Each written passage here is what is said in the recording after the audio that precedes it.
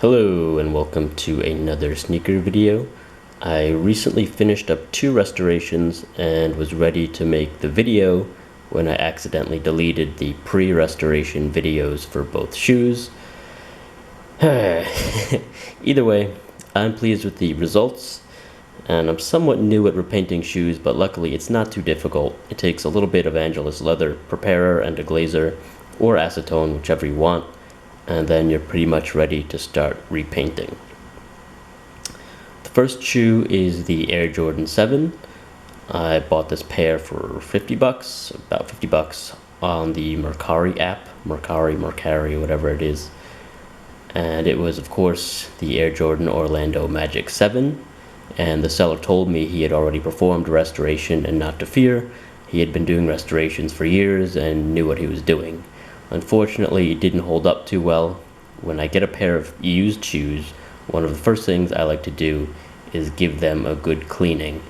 And not only did this paint restoration job melt right off, it looked as if the previous owner has used just way too much paint on the midsoles. And the high gloss finish on the midsole peaks was peeling off, and some of the scuffs remained untouched. I don't know why he didn't try to repaint them.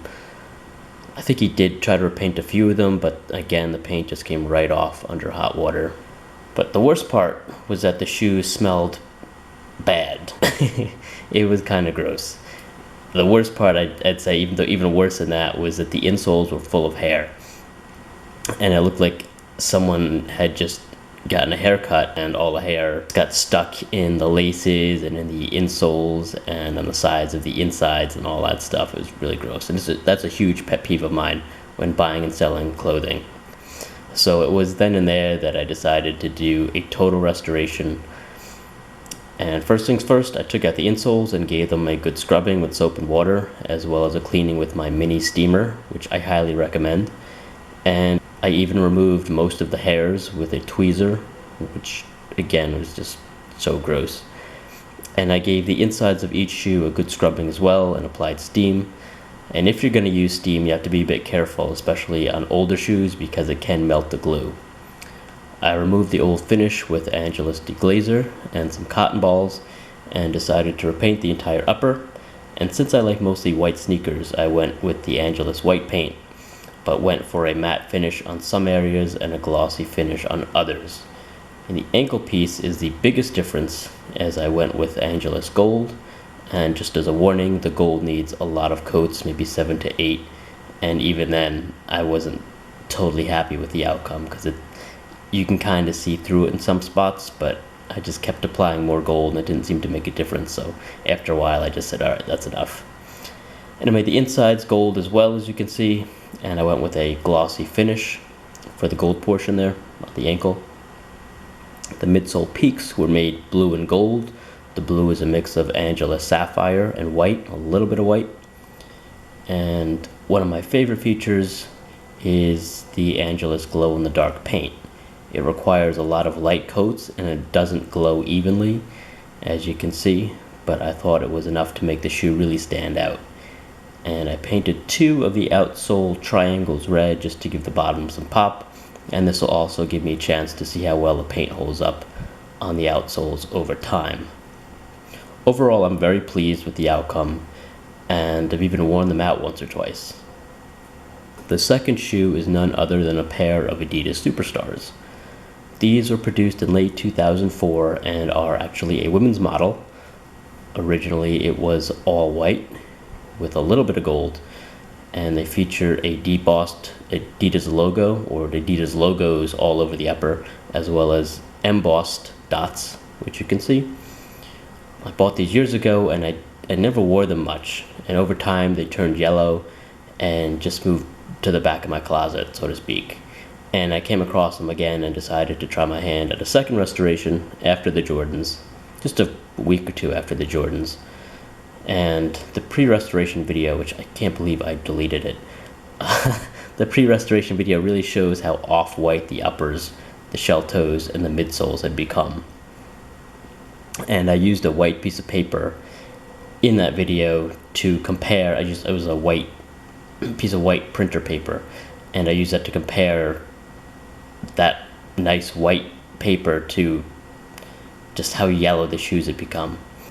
It was very unappealing, so I applied Clairol Pure White 40 cream to the rubber shell toes and midsoles as well as the bottoms, and left them in the sun for an afternoon. And I was really surprised by how white they came out, because these products can be pretty hit or miss, and it also depends on the sunshine.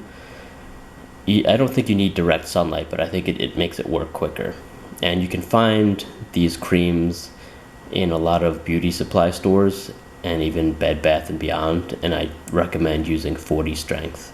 You can find 30, which is okay, and you can also find 20 and 10, which I really wouldn't bother with. Of course, I cleaned the insides with soap, water, and steam, and a little bit of OxiClean. And for the uppers, I again used Angelus deglazer, and then went with regular white paint. And initially I wanted a fade. I wanted a fade with Angelus Hot Pink into Angelus South Beach Green on the stripes.